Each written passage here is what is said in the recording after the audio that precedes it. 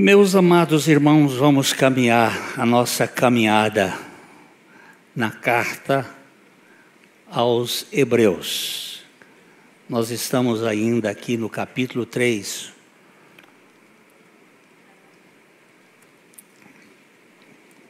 Eu tenho lido todos os versículos, com exceção do capítulo 11 do livro de Hebreus. Todos os capítulos são pequenos. E a gente faz um retrospecto de leitura. Eu falei domingo passado que o apóstolo Paulo, escrevendo a Timóteo, ele diz assim: prossiga na leitura. Não é a leitura pessoal, ali a expressão é a leitura bíblica, a leitura do texto para a igreja. Você tem que lembrar que no primeiro século, as pessoas não tinham Bíblias ou manuscritos.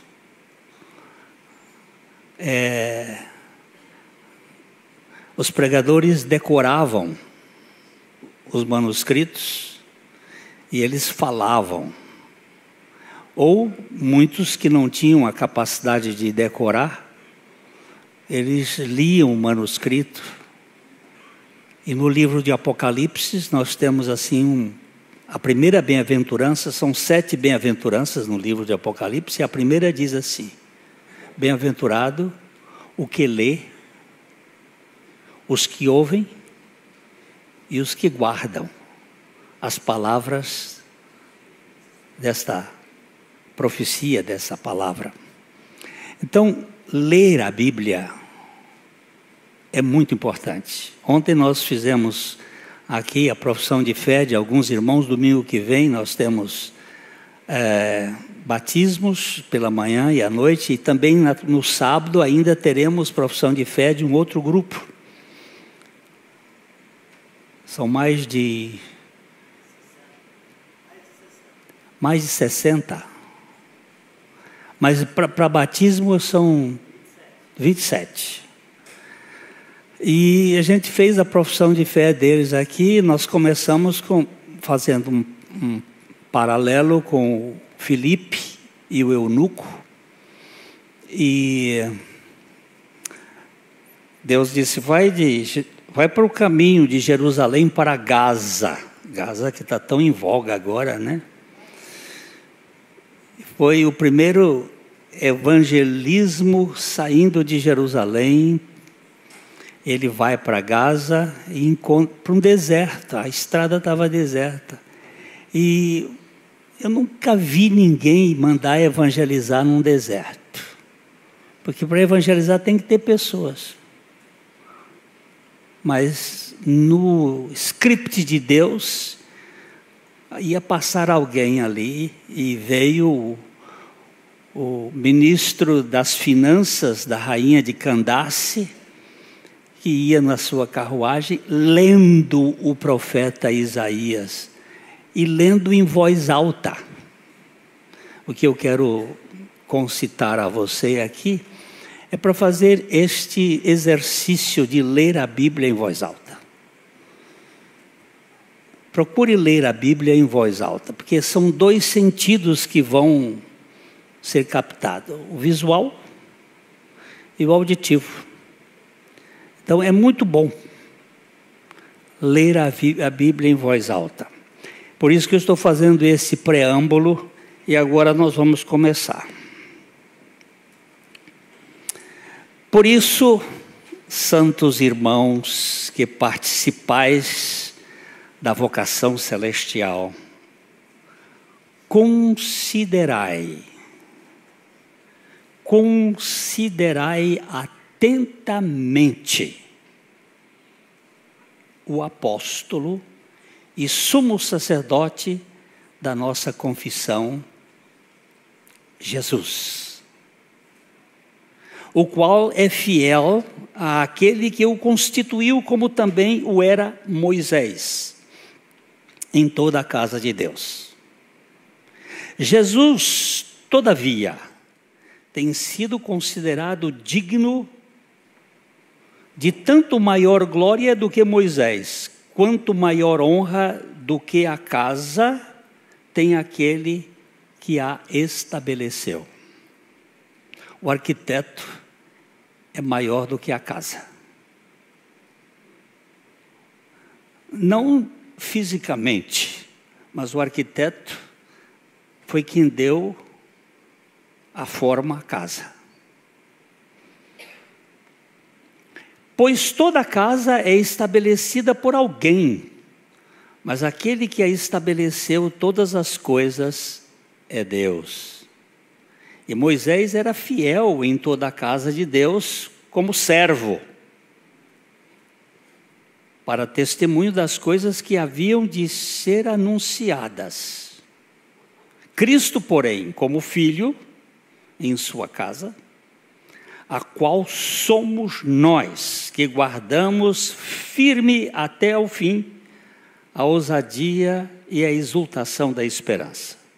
Assim, pois, como diz o Espírito Santo, hoje, se ouvirdes a sua voz, não endureçais o vosso coração, como foi na provocação no dia da tentação no deserto, onde os vossos pais me tentaram, pondo-me à prova, e viram as minhas obras por 40 anos.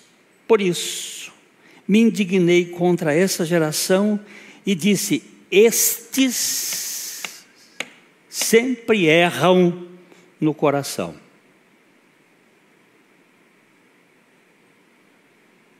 Eles também não conheceram os meus caminhos. Assim jurei na minha ira, não entrarão no meu descanso. Isto aqui nós já vimos em duas oportunidades.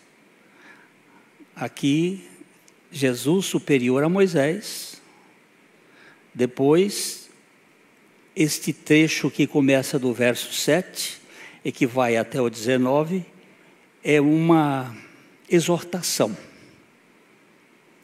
Ele primeiro levanta a suficiência de Cristo, a superioridade de Cristo, depois ele exorta. Tomando nos versos 7 a 11, o povo de Israel, que foi duro. E aqui, a partir do verso 12, ele fala para nós. Ele diz: tende cuidado, irmãos. Não só aqueles irmãos de lá, mas os irmãos de cá. Não só os hebreus, mas também hoje os gentios. E ele diz: tende cuidado, irmãos, jamais aconteça haver em qualquer de vós perverso coração de incredulidade que vos afaste do Deus vivo. Pelo contrário, exortai-vos mutuamente cada dia, durante o tempo que se chama hoje, a fim de que nenhum de vós seja endurecido pelo engano do pecado. Porque nós temos tornado participantes de Cristo, se de fato guardarmos firmes até ao fim a confiança que desde o princípio tivemos. Enquanto se diz hoje, se ouvirdes a sua voz, não endureçais o vosso coração como foi na provocação. Ora, quais os que tendo ouvido se rebelaram? Não foram de fato todos os que saíram do Egito por intermédio de Moisés? E contra quem se indignou por 40 anos? Não foi contra os que pecaram, cujos cadáveres caíram no deserto? E contra quem jurou que não entrariam no seu descanso, senão contra os que foram desobedientes? Vemos, pois, que não puderam entrar por causa da incredulidade. Meu Deus, tem misericórdia de nós. Não permitas que o nosso coração endureça. Pelo teu Espírito, moves os nossos corações para depender totalmente de Jesus Cristo. Nós clamamos, Senhor, para que nesta noite Tu fales conosco pela Tua palavra. Em nome do Teu Filho Jesus. Amém. O escritor desta carta tem coração de pastor. Coração de quem exorta, de quem chama. Esse versículo de 12 até o 15 apresenta a explicação, ou melhor, apresenta a aplicação que o Espírito Santo extraiu da experiência do povo de Israel no deserto. Eu vou dar um pouquinho de background dessa história.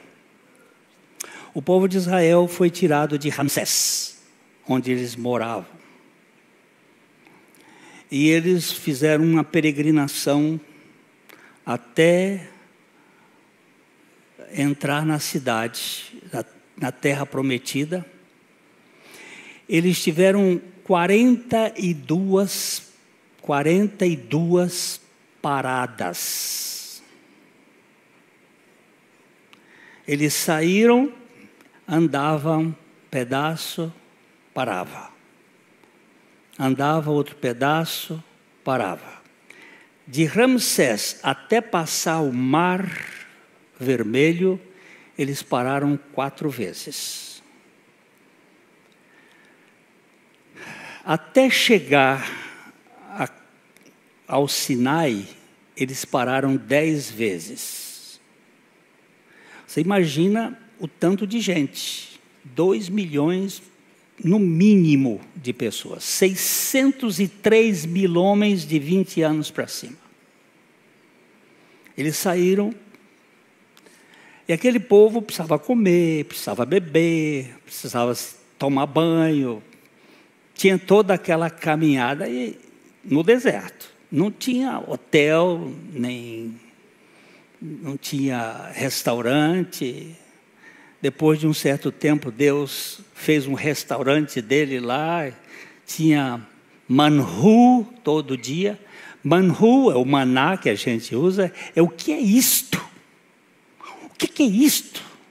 A comida de Deus. Aquele povo foi andando, ficou quase 1 ano lá no Sinai, Deus trabalhando com ele, e eles foram andando até Cades Barneia, no deserto de Zin.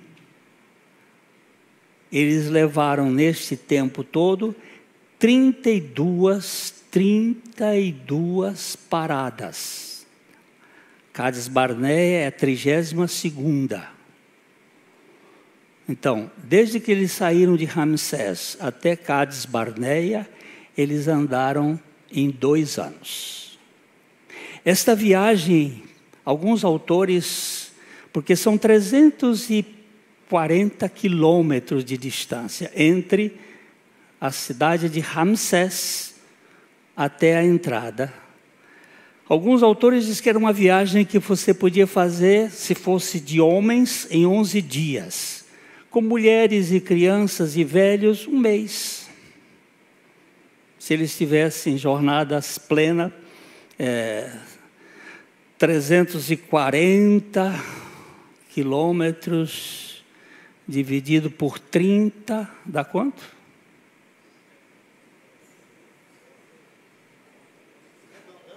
Redondando? 10 quilômetros por dia. Não é muita coisa. Dava para fazer. Eles andaram 85% da caminhada até Cádiz Barnea em 2 anos. A gente entende que teve uma parada no Sinai, foi grande, porque a incredulidade do povo era grande, mas eles conseguiram chegar. Quando chegaram em Cádiz Barnea, eles quiseram ver Canaã. Aí mandaram 12 espias. Aí que começa o problema. Porque a dúvida é o pior lugar para se viver. Porque dúvida significa aqui, ó, qual o caminho, esse ou esse? Esse aqui já está torto, eu vou por esse, mas esse aqui pode ser o errado. A dúvida é o pior lugar. Então vamos ver o que tem lá. Aí eles foram. Quando eles voltaram, trouxeram cacho de uva que era precisar 2 homens para carregar. Trouxeram coisas grandes e o povo... A primeira coisa que eles mostraram, a terra é boa, a terra mana leite e mel, como Deus havia dito, a terra é maravilhosa, mas os muros são altos. E tem uma turma lá dos anaquins que são gigantes. Nós não podemos entrar.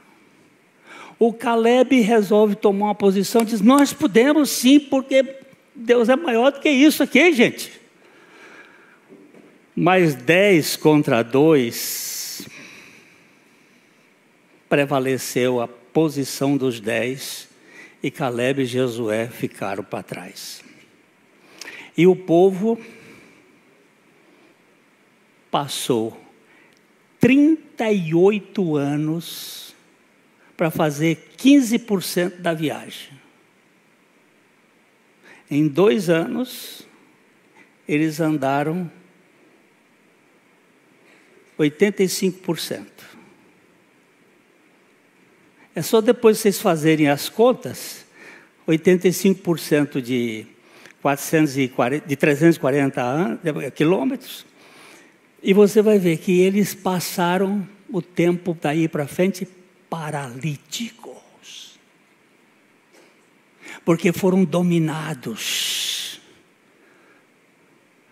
pela descrença, pela incredulidade. A incredulidade paralisa as pessoas. Eu tenho para mim que aquele milagre do paralítico de Betesda é um exemplo do povo de Israel. Jesus chegou no hospital de Betesda, onde havia 5 pavilhões, com uma multidão de cegos, mancos e paralíticos, esperando o mover das águas para que o primeiro que entrasse fosse curado. E ali tinha um homem que a Bíblia registra, o evangelista registra que estava há 38 anos paralítico. Para mim, é uma figura de Israel, porque ele vai exatamente naquele cara, vai direto dele e faz uma das perguntas mais absurdas que se podia fazer. 38 anos o cara esperando a oportunidade de chegar, e ele nunca chegava porque ele era paralítico. O cego ia primeiro, o manco, eu estou manco, eu também ganhava dele. Mas o paralítico, ninguém. Aí Jesus chega e diz assim, queres ser curado? E como toda vítima, ele começa a dizer, ninguém me ajuda. Quando eu vou, já outro chegou primeiro.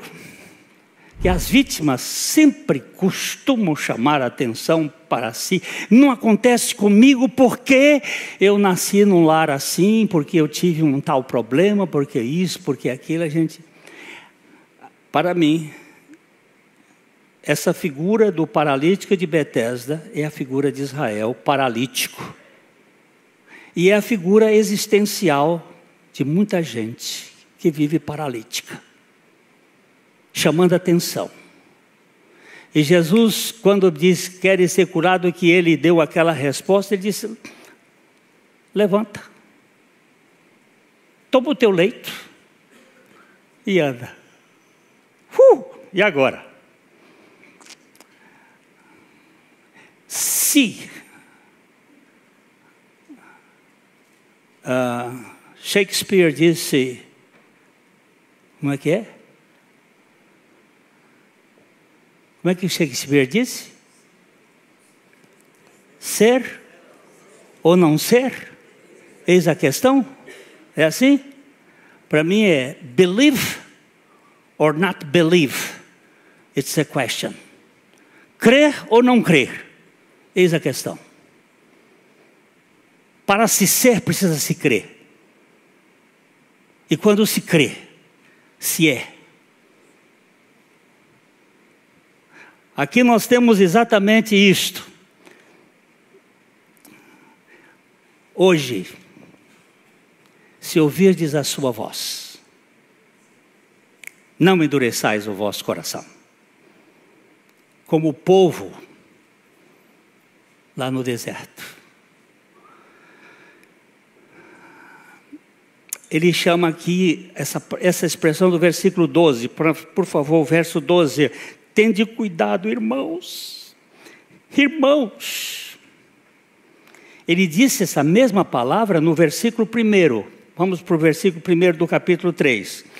Por isso, santos irmãos que participais da vocação celestial, considerai atentamente o apóstolo e sumo sacerdote da nossa confissão, Jesus. Considere, por favor, este assunto aí. Agora, no versículo 12, ele diz: tende cuidado, irmãos. Jamais aconteça haver em qualquer de vós perverso coração de incredulidade. A incredulidade, ela é asfixiante. Ela paralisa. Vamos voltar ao versículo 10, porque no versículo 10 ele diz assim: por isso me indignei contra esta geração e disse: estes sempre erram no coração.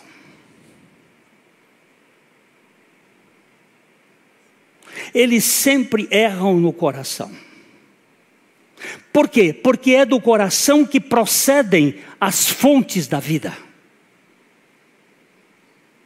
Nós ficamos muitas vezes empedernidos, endurecidos. E esta é a causa da apostasia. Ouve, mas não põe em prática o que ouve. E se acostuma. E se torna com o coração endurecido. Esta é uma ameaça constante sobre qualquer um de nós. Eu vivo o tempo todo sob suspeita deste pensamento que tenta roubar de mim a fidelidade da palavra de Deus. Por isso o versículo 13 apresenta aí um antídoto, dizendo: pelo contrário, exortai-vos mutuamente cada dia durante o tempo que se chama hoje, a fim de que nenhum de vós seja endurecido pelo engano do pecado. Agora, preste atenção aqui, meus irmãos. Exortai-vos mutuamente. Não é pastor que tem que exortar. É cada um de nós nos exortarmos mutuamente durante o tempo que vivemos, que é hoje. para não sermos endurecidos no nosso coração e cairmos no engano do pecado. Irmão, o que você está vendo? Hoje o Marquinho foi muito precioso no estudo pela manhã e deu umas estatísticas aqui que são assustadores. 5,5 horas por dia cada brasileiro gasta nas redes sociais. Não estudando Bíblia, não ouvindo boa música, ouvindo pagode, não comendo comida sadia, comendo porcaria, comendo TikTok, e depois quer ir para frente. Como é que vai? Não tem jeito. Não tem jeito. Quem com porcos se mistura, farelos come. Então, o que ele está dizendo é que nós precisamos nos exortar mutuamente. Irmão, o que está acontecendo com você? Você está indo para onde? Cadê você? Sumiu da igreja? Sumiu da comunhão dos santos? Cadê você no culto de oração?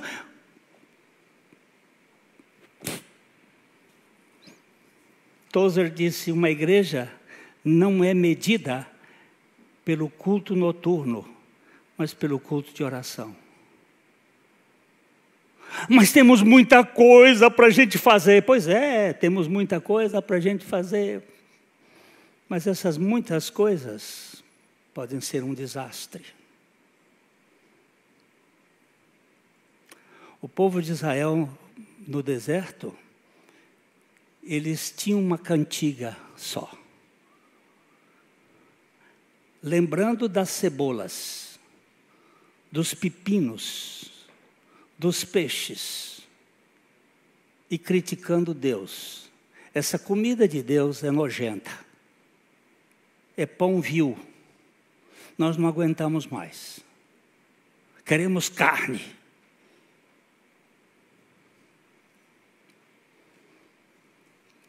Senhor, tenha misericórdia de nós. Dificuldades e angústias. O povo de Deus deveria exortar diariamente uns aos outros a não abandonarem Cristo. Pois nenhum sistema que não consegue lidar eficazmente com o pecado não merece crédito.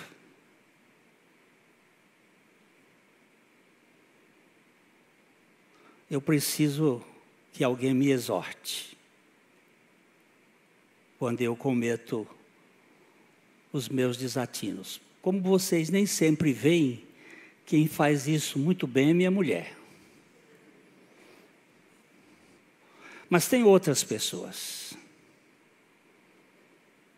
E ele diz,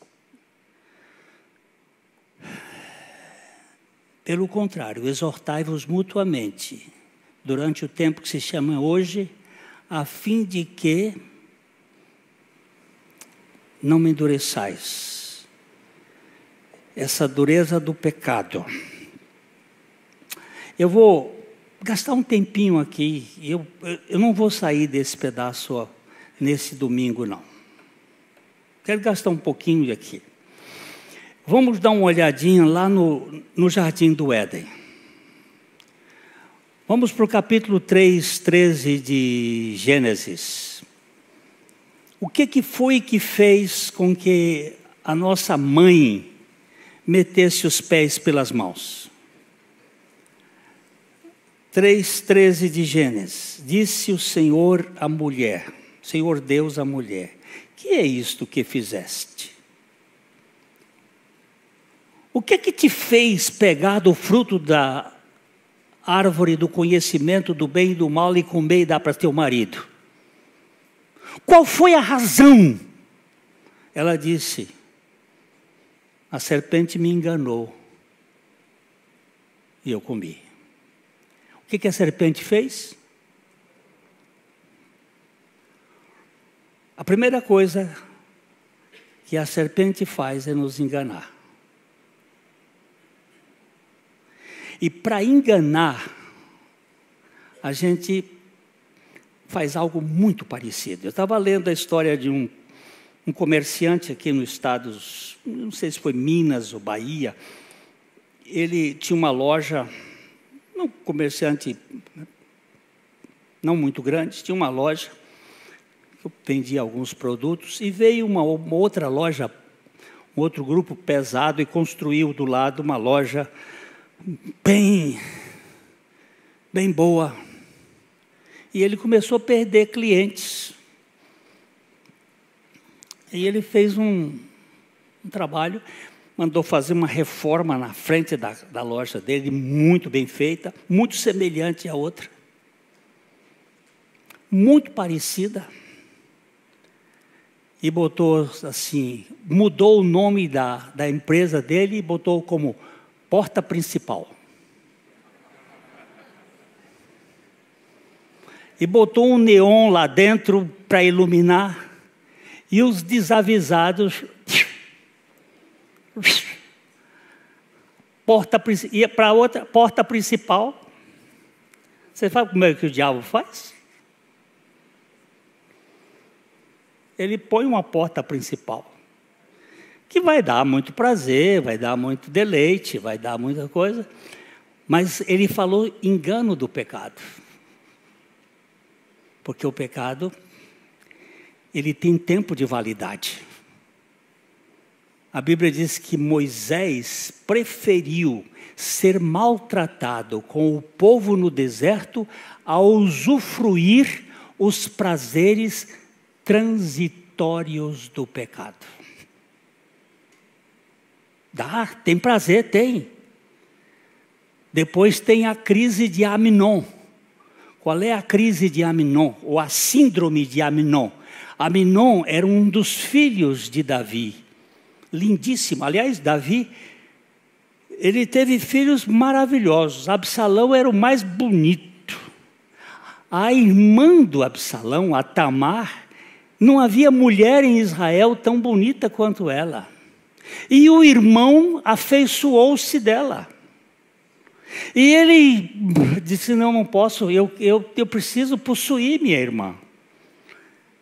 Mas ele não tinha como fazer isso. Ele se juntou a Jonadab, o seu tio, que era um ardiloso filho do capeta, que a gente nas famílias também tem filho de capeta lá, que tem um objetivo de nos tirar do plano. E ele fez de doente e fez com que Davi fosse até a casa dele e disse, olha, meu pai, eu estou doente, o senhor dá um jeito para minha irmã fazer um bolo para mim, cuidar de mim, fazer uma massagem aqui, a massagem é por minha conta, para cuidar de mim aqui e tal. E o Davi vai para irmão, a Cocai, a deputada, disse, a nossa filosofia é a filosofia do incesto. Isso não é invenção, não. Isso é coisa de lá de trás. E lá vai o rapaz lá doente, a irmã vem e faz um bolo e prepara e vai. E ele agarrou ela disse, não faz isso, meu irmão, você pede para meu pai. Mas ele não teve jeito. Mas sabe o que é que acontece que a Bíblia diz? Maior foi o nojo que ele teve depois do orgasmo do que o prazer que ele sentia antes. Isso sabe o que é isso? É o engano do pecado. Pecado, ele tem um prazer, mas depois ele tem uma cobrança. E a culpa, às vezes leva anos, sonegando a alegria e removendo o prazer da vida. Ele está falando sobre esse problema. A serpente continua a mesma. Quando Paulo escreveu a carta 1 Coríntios capítulo 11, versículo 3, ele chama atenção para os irmãos, dizendo, eu temo. Vamos ver. 1 Coríntios, não, é 2 Coríntios, por favor, perdão. 2 Coríntios 11, 3. Assim, mas eu temo que assim como a serpente enganou a Eva com a sua astúcia, assim também seja corrompida a vossa mente e se aparte da simplicidade e da pureza devidas a Cristo. A serpente, com a sua astúcia, enganou.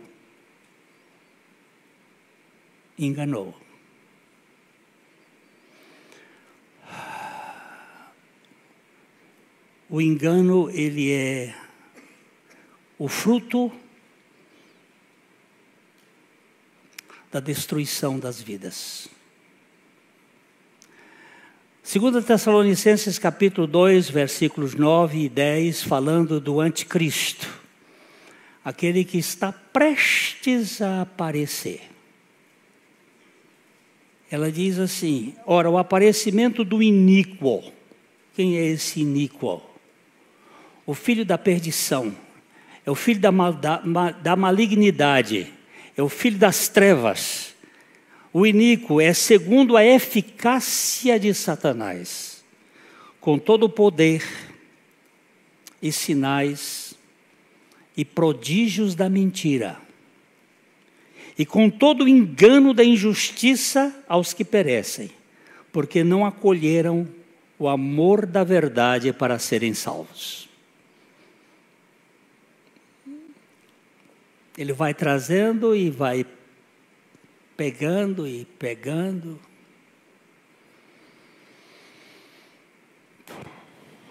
Há um tempo atrás eu contei a história do burro e do tigre aqui. Não sei se vocês lembram. O burro começou a conversar com o tigre. Essa é uma lenda tailandesa. O burro começou a conversar com o tigre. E ele disse, eu vou dar a minha versão. A grama é vermelha. O tigre disse, a grama é verde. É vermelha. É verde. É vermelha. A grama é verde. A grama é vermelha. A grama é verde, seu burro. O tigre falou. É vermelha, seu animal. Aí o burro saiu emburrado e foi falar com o leão. Foram lá os dois conversar com sua alteza, com sua majestade, o leão. O burro, quando já viu o leão lá, foi gritando, sua majestade, a grama é vermelha ou não é vermelha? O leão disse, é vermelha. Eu não disse, seu animal, que era vermelha. Castiga o tigre. Aí ele disse, você vai ficar sem falar durante 5 anos. O burro saiu alegre, feliz, e foi embora. E o tigre virou e disse, sua majestade, o senhor não sabe que a grama é verde? Por que o senhor me puniu desse jeito? Ele disse, você é um ser tão inteligente e vai discutir com um burro?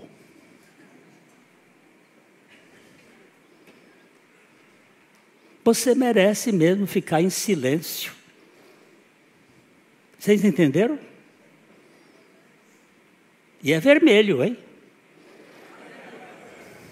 Vocês entenderam como é quando você fica discutindo com os imbecis deste mundo? A palavra de Deus não precisa de... Eu vou mexer aqui com os meus teólogos. A palavra de Deus não precisa de apologética. Ela precisa de proclamação. porque ela em si mesma se basta. Ela se resolve. Esse parênteses é só para provocar. A nossa apologética, antes de mais nada, como disse F.F. Bruce, é a proclamação positiva da palavra de Deus. O engano está por aí, meus irmãos. E a dureza do coração é por causa do engano. Você fica escutando falsos profetas. Hoje nós estamos vendo na história do Brasil quantos que corriam bem e alguém os fez desviar da verdade. E quem faz normalmente é dentro de princípios filosóficos que a mente quer se estribar. Por isso que a Bíblia diz assim: confia no Senhor de todo o teu coração. E não se apoie, não se estribe no seu próprio entendimento. Reconhece-o em todos os teus caminhos, e Ele endireitará as tuas veredas. Meus irmãos, Maria Félix era uma empregada doméstica. E um professor, onde ela foi trabalhar, começou a contestá-la porque ela cria na palavra de Deus. E essa mulher não tinha muitos argumentos, mas ela falava a palavra. E esse professor, uma universidade do Nordeste, ele ficava provocando a Maria Félix.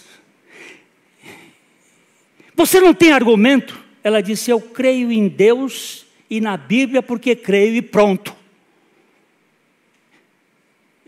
E o doutor Juarez Azevedo, um professor de física da Universidade da Paraíba, foi professor na Alemanha. Ele começa o seu livro Ateu Já Era, com a expressão: creio em Deus porque creio e pronto. Maria Félix, empregada doméstica. É isto aí. Mas ela chegou para o tal professor e disse: no livro de São Joaquim, até para o Joaquim, no livro de São Joaquim, capítulo 8, versículo 22, está dito assim, assim, assim. Ele disse: é exatamente nesse livro. Ela disse: então, professor, o senhor nunca leu a Bíblia, porque na Bíblia não tem livro de São Joaquim. O senhor é um mentiroso. Pegar gente que crê em Deus é um problema. Porque você fica na palavra e pronto. O povo de Israel estava influenciado com a filosofia do faraó. Me dê um nome de um faraó na Bíblia.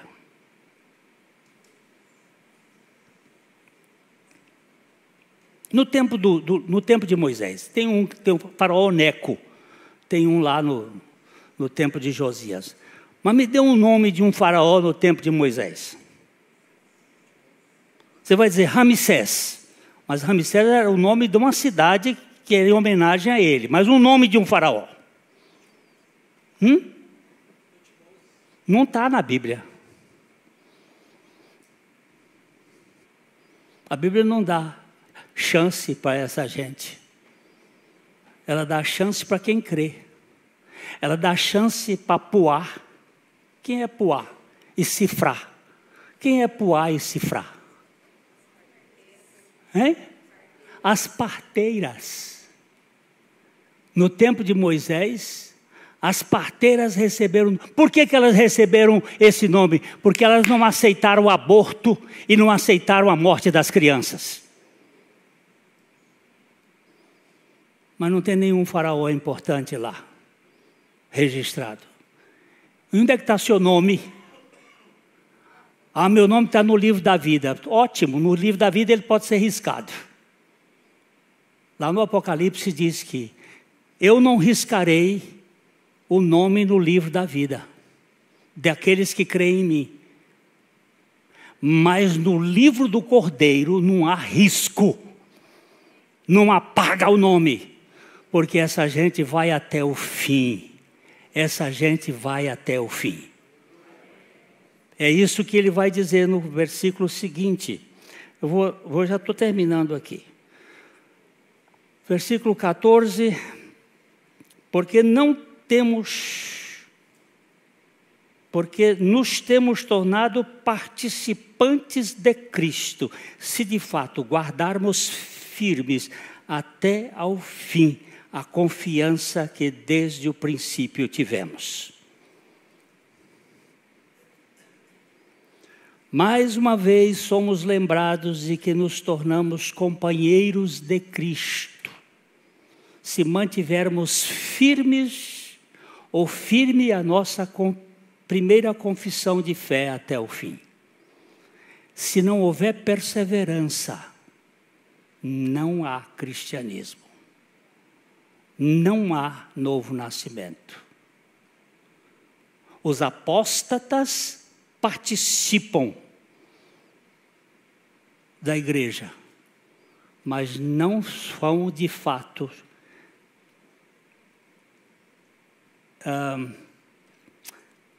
a palavra, eu preciso pegar a palavra aqui, por favor, um pouquinho. Metorros, não foram misturados, não foram associados, não tiveram a comunhão com Cristo. Mas se aqueles que têm essa comunhão, eles perseveram até o fim. Paulo chega no final e diz assim: eu combati o bom combate. Que combate é esse? O combate da fé. Eu combati o bom combate. O que mais? Combati o bom combate? Não estou escutando? Por favor. Combati o bom combate? Acabei? E o quê? Guardei a fé.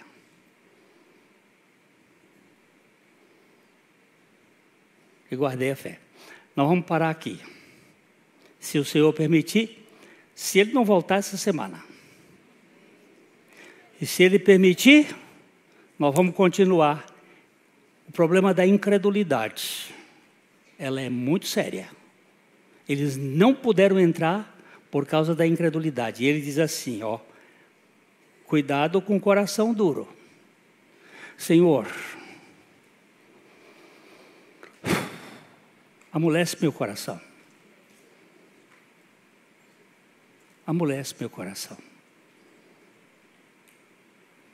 Não permitas que eu seja dominado, seja envolvido com essa cultura deste mundo.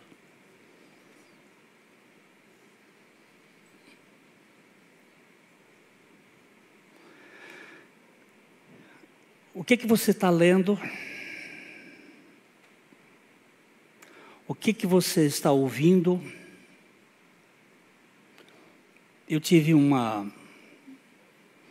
professor na universidade que me deu uma tarefa para fazer um trabalho em Kafka, a metamorfose. Até hoje eu tenho nojo. Aquilo me fez tão mal. Eu tive no seminário um professor que me mandou fazer um estudo em Schleiermacher, um teólogo alemão. Até hoje aquilo me faz mal.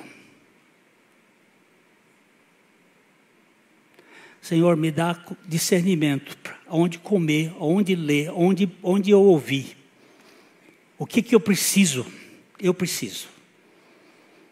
Não me deixa ser levado pela cultura deste mundo. Não se perca isto, porque é muito sério. Que Deus, na sua infinita graça, nos mantenha fiéis. Porque só Ele pode fazer. Hoje, se ouvirdes a sua voz, não endureçais o vosso coração.